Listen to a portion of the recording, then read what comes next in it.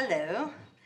Um, so when I was 22, I moved to New York to try and make it as a professional dancer. It was the early 90s. I had just finished my degree in English Lit and Language. So like any person with a Bachelor of Arts, I decided to become a hip hop dancer. Right? Like you do. So I moved to New York and I was terrified, but I just kept moving forward, you know what I mean? Like I had a little tiny notebook and I was from Los Angeles and I wrote like any person who I knew was in New York or had a connection to New York, I'd write a name and a number. This was before, Google. And I would just, I just went for it. And the first week I was there, I saw a notice at the dance studio steps. Some of you may know it. It's kind of famous. There was a notice for dancers on audition for a show in Tokyo. And I was like, hello. So I show up in my bike shorts and my pink sports bra, ready to rock it. And there was another girl, Jessica, waiting early, and she was wearing she was kind of like 70s looking. It was New York. New York is a little different from LA. So they wore like nude tights and a leotard, and I was like, okay, I can deal with that, and like, character shoes.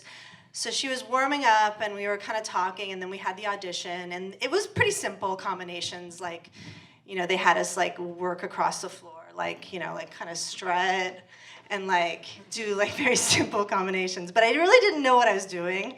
I hadn't really worked professionally as a dancer. I had done ballet classes and jazz classes. But I came home that day and I got a message. I'm gonna put this back. I got a message from, my roommate was there, and he was like, hey, you got a message and you booked that job. And I was like, oh my God, and I hugged him. And he was a short little gay dancer, and I hugged him so tight that I remember hitting his Adam's apple really hard and kind of making him choke.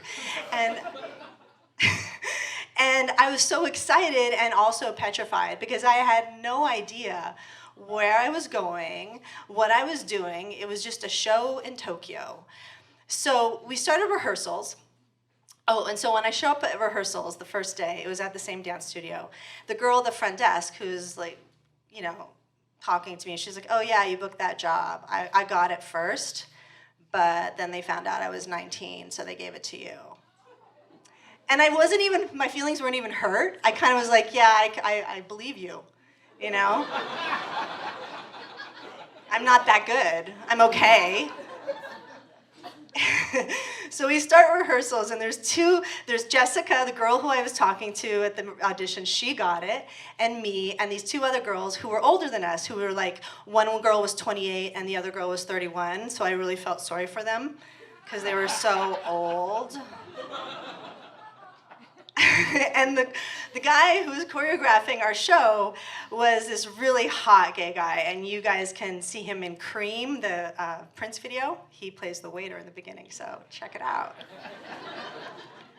So he was teaching us the combination, and the first dance number. So we would do like 20-minute shows. So we had a 20-minute show, and the first dance was this dance where we came on to this other music, and then all of a sudden, Billy Idol's Flesh for Fantasy started, and we had to rip off our bodices, and we had like lingerie underneath it, and we had to work it a lot. You know what I mean? It was like a lot of. But I didn't know how to work it. I would just do the steps, and he would get really mad at me. He's like, Precious, you're just doing the steps. You need to work it. And I just stared at him like a deer in fishnets.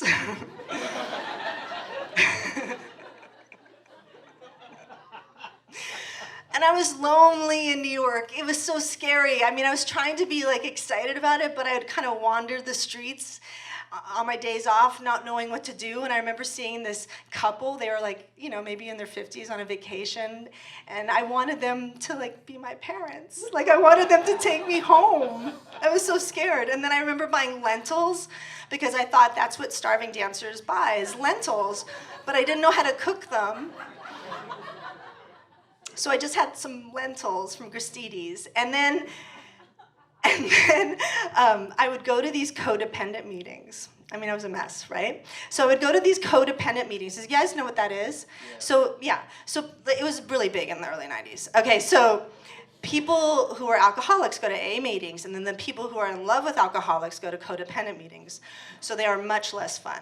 You know, they're like, but I wasn't even in love with an alcoholic. I just needed people to talk to.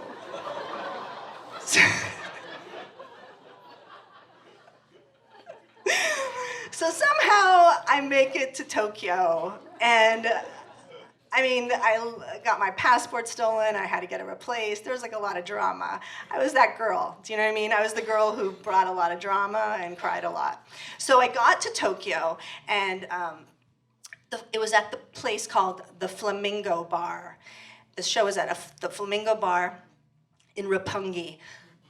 Roppongi, does anyone know? It's kind of like it was like in the 90s in Tokyo, it was like the 50s. Everyone had tons of money. A lot of Western people were there, models, making lots of money, and Roppongi was like where all the nightclubs were. So that's where our place was, and it was a hostess bar. So you showed up, and it was kind of looked like a speakeasy. It was very dark, actually really beautiful, and it just had one long, narrow, like a hallway, one long bar. And behind the bar there was like 30 beautiful Japanese girls, and they would be the hostesses who would pour their drinks for the businessmen who came and talk to them. That's all they did, as far as I knew, that they would entertain them, but which I think is far worse than sleeping with them, honestly. Having to make small talk, can you imagine? Ugh. So we do our first show, you know, and we had these like kind of Judy Jetson white costumes that we would.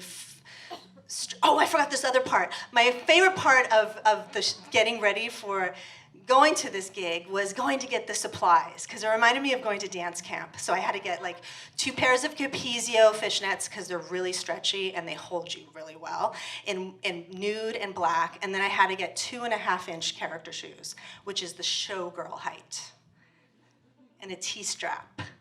So it felt like going to dance camp, except I might be sold to white slavery. I didn't know.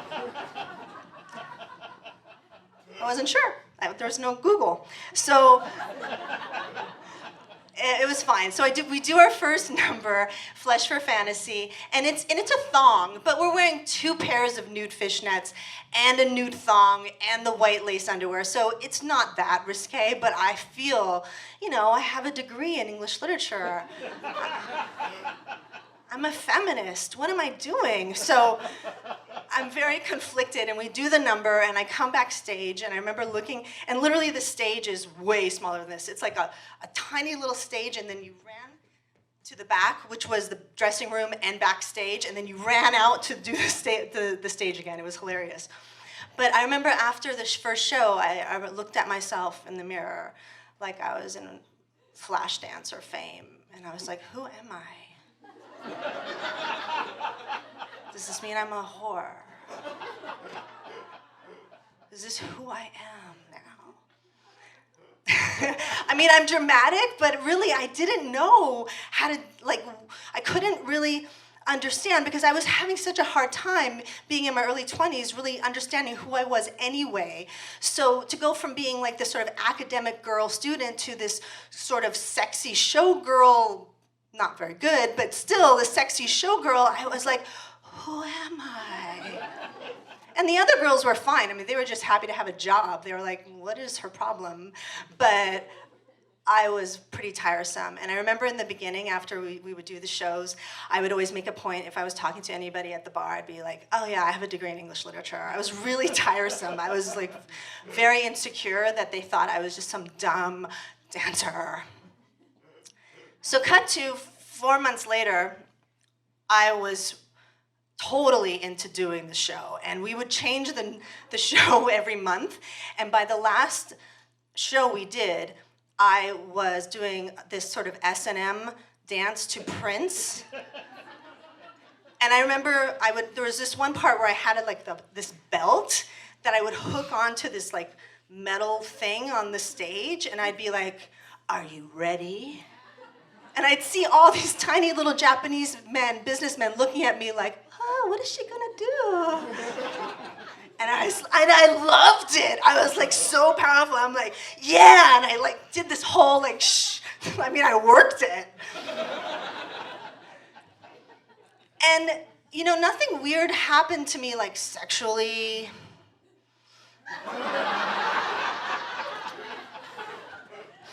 I remember this one time, this Japanese couple said, between shows, because we had one show at 9:30 and one show at like 10:30, this Japanese couple said, would you talk to us between shows? And I was like, sure.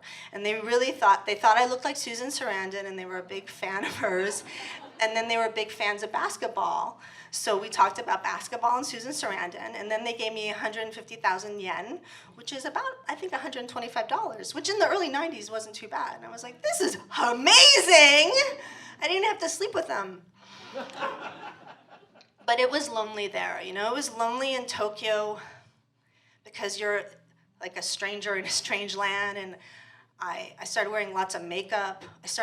Between shows, I would go out and get a hot chocolate at Wendy's, and then go to the bookstore that was open and read Shirley MacLaine books, because somehow Shirley MacLaine made sense to me, because she was a dancer and she was into reincarnation, and I was trying to figure out who I was. And I remember trying to make friends with this Israeli guy who sold pins, Christmas pins that lit up on the street in Roppongi.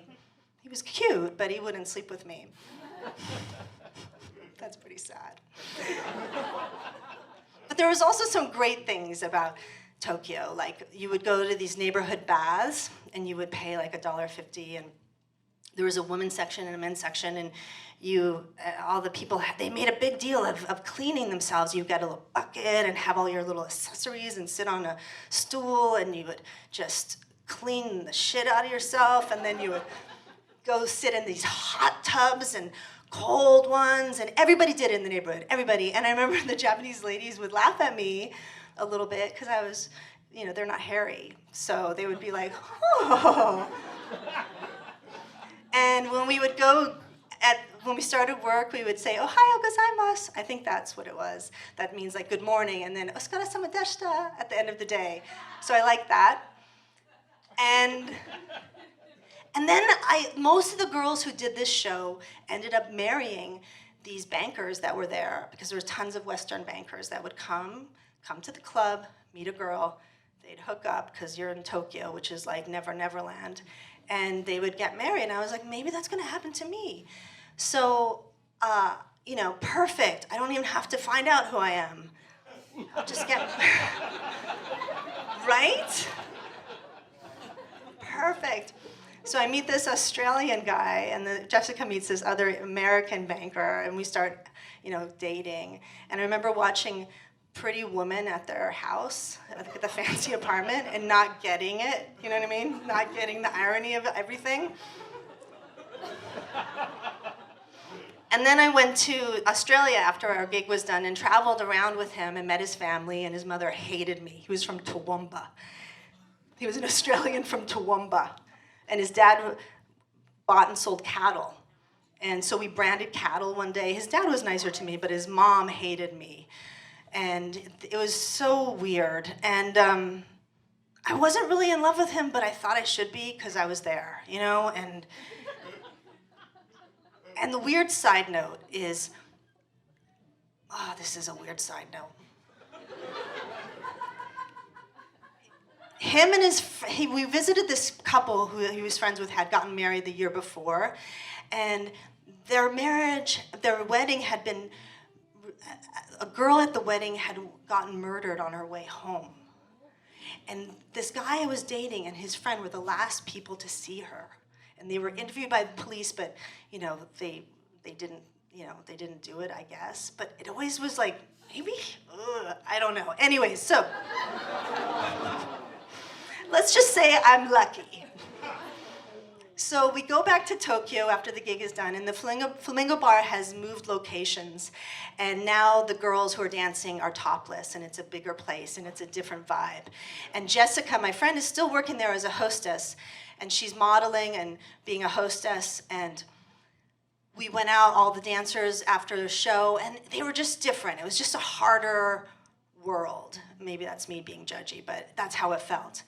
And I moved back to Los Angeles, and then I started working as a child entertainer, as you do when you're a showgirl. You always become like a... Then you start becoming the Little Mermaid. So I was a Little Mermaid at this birthday party in Orange County. And I was getting a ride home by the mom, who's this like gorgeous blonde. I think she was Swedish, maybe she was European, something. And I was telling her I had been dancing in Tokyo, and she was like, oh, I did that. I was there. I was in Japan. I was modeling there. And then she said, and you know, you go out with guys, make a little money.